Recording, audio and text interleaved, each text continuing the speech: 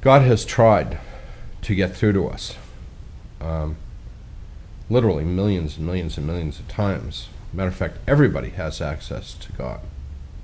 All they have to do is to, we call it prayer, call it meditation, call it contemplation, but if you really sincerely seek God, God is not that hard to find.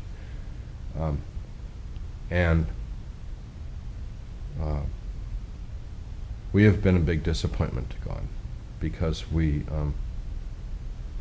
have just consistently refused to listen to God. As a pastor, people say, why does God allow this? Why does God allow this child to die? Why does God allow the war in the Holy Land to continue between the Israelis and the Palestinians? Why does God allow people to suffer, etc., etc.? And that question is predicated on a false assumption. God doesn't want any of these things to happen. It's all against God's will. It's our perverse nature, our sinful nature that allows these things to happen, causes these things to happen. If we were following God's will, they wouldn't be happening. So God, we tend to ascribe to God all the bad things that happen and take responsibility for the good things that happen, when in reality it's just the opposite. God wants us to live in harmony with one another and in harmony with the creation. And the conflict and the suffering that we're experiencing in this world is of a human origin, not originated by God. When Jesus came into the world, it was a great opportunity for the whole world to find a new way of living and interacting with one another. And we all have failed, and I would lay the greatest responsibility upon Christianity itself, because Christianity were the ones that were supposedly the ones that were heirs to the revelation of God, and Christians have failed. And they were the ones that were given the clear transmission of what God's desire was. God is unhappy with humankind, unhappy with the way the world is going, unhappy with the way God's beautiful creation is being treated. And God is intervening in a very direct way in the world today. And God and the angels are about trying to promote a spiritual awakening. In American history, we have these things called the Great Awakening. Well, we are living in the Great Awakening. And it was made clear to me that this is it. Wake up, or the slate will be wiped clean. Now, I'm not talking about the annihilation of the earth. I'm talking about, from a population of whatever, 260 million people, the United States could go down to a population of a few tens of thousands. We, the United States, who have been given the great blessing, more than any other nation, more than any other peoples in the history of the world, we have been given the blessing. We have the power and the material wealth to be agents, in church terms they're called missionaries, but agents of transformation to this world. And we have not fulfilled God's expectation of what we're supposed to be doing, which is bringing about not just material prosperity and security and well-being to the rest of the world, but more importantly, moral understanding, spiritual wisdom to the rest of the world.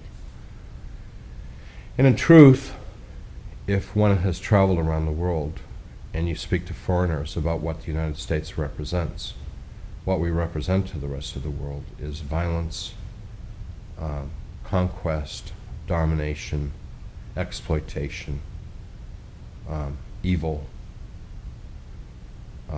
pornography. And by pornography, I'm speaking more about the pornography of violence and abuse than just sexual pornography. And the United States has been given this role because we've been given this blessing. And we need to work on our awakening, which, going back to religious terms, is conversion. And we need to be doing it now. In the near future, it's going to be too late, and some other people will be chosen. We will lose the blessing. One of the follies that we live in is we think we deserve to be the richest, most powerful nation in the world. That's wrong. We don't deserve it. We don't deserve it at all. It's a gift from God, and God can take the gift away as God has given the gift. And it will be catastrophic. And this country will simply be the lowest nation in the world instead of the highest, the poorest nation in the world instead of the richest, the weakest nation in the world instead of the strongest, and some other nation will be called to show the world the way of Jesus Christ. I don't know how it's going to play out because I was shown possibilities, and I don't know if those possibilities are the way things may be or the way things will be. I don't know. I'm not clear on that.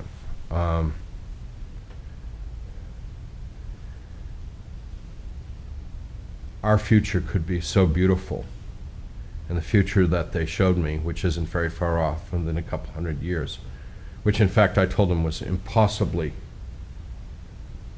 soon. It couldn't happen in a couple hundred years. They assured me that with the intervention of God and the angels, it could happen.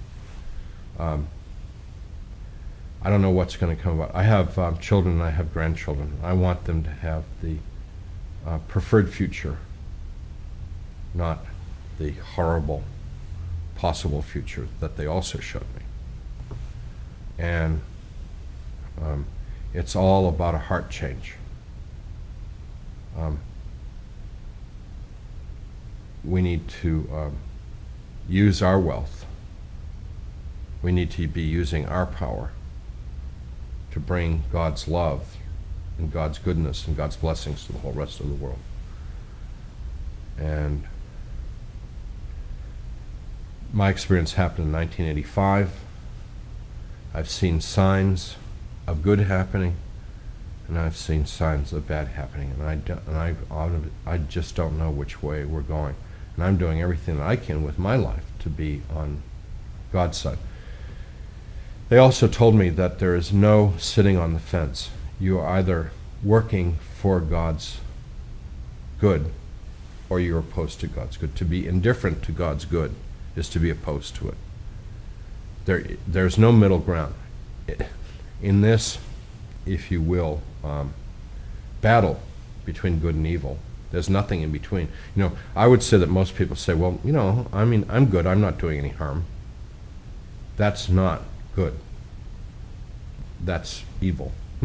You have to be out there loving God, loving your neighbor, and living that. If you're really, you know, part of God's plan for this world.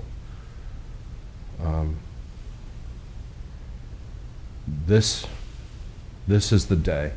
This is the moment to decide which way you're going to go. And all those seemingly hysterical, fundamentalist, evangelical preachers that are out there screaming and yelling are right on target. You know, their message may be a little harsh and their means may be a little too confrontational, but they're right. You know, we need to convince people that they have to make a decision or that they're going to be on God's side or they're going to be opposed to God.